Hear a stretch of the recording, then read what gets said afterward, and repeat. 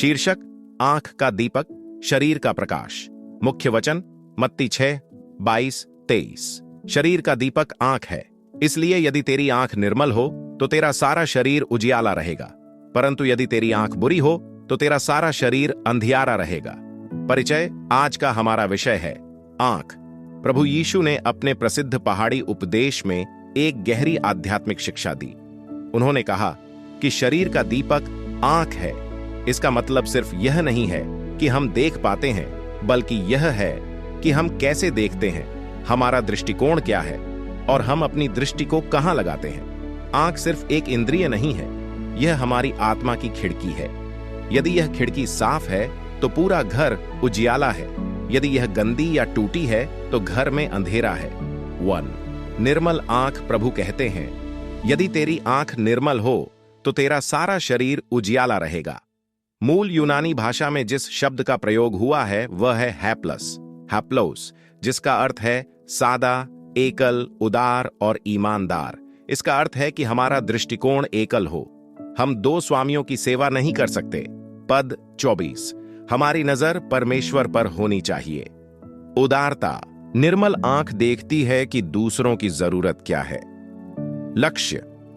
यह आंख सिर्फ इस संसार की वस्तुओं को नहीं, बल्कि स्वर्ग के राज्य को देखती है। जब हमारी आंख निर्मल होती है तो हम परमेश्वर की सृष्टि में उसकी महिमा देखते हैं। हम मुसीबत में भी उसका हाथ देखते हैं और हम लोगों में उसका स्वरूप देखते हैं। ऐसी आंख वाले व्यक्ति का जीवन प्रकाशमय होता है। 2. बुरी आंख।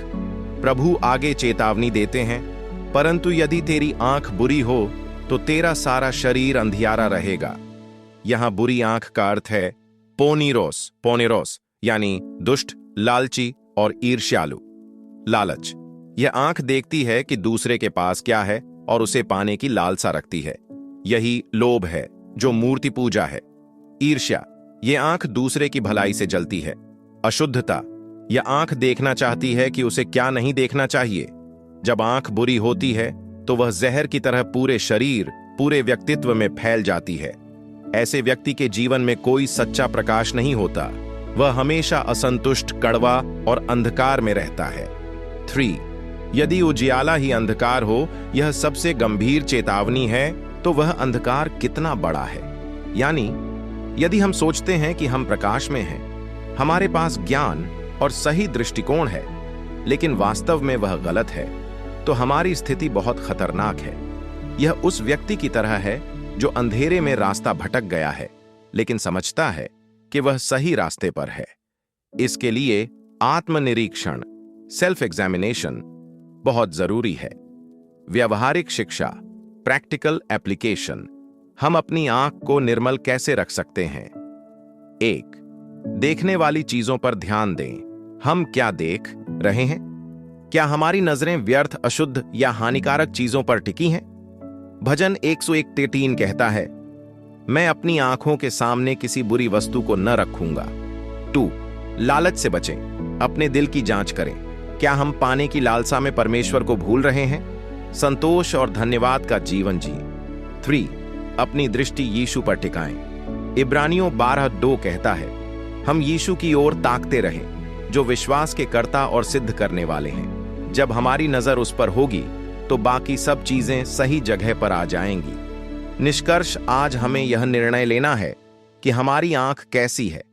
क्या वह निर्मल है, जो परमेश्वर की महिमा और उसकी इच्छा को देखती है, या फिर वह बुरी है, जो सांसारिक लालच और अंधकार में खोई हुई है?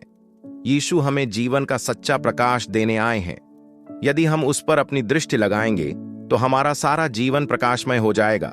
वह स्वयं कहते हैं, जगत की ज्योति मैं हूं, जो मेरे पीछे हो लेगा वह अंधकार में न चलेगा, परंतु जीवन की ज्योति पाएगा। यूहन्ना 8:12। प्रार्थना। हे प्रभु, हमारी आंखों को निर्मल कर।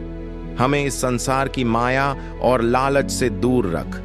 हमारी दृष्टि सदा तुझ पर और तेरे राज्य पर बनी रहे, जिससे हमारा जीवन तेरे प्रकाश से जगमगाता रहे। आमीन।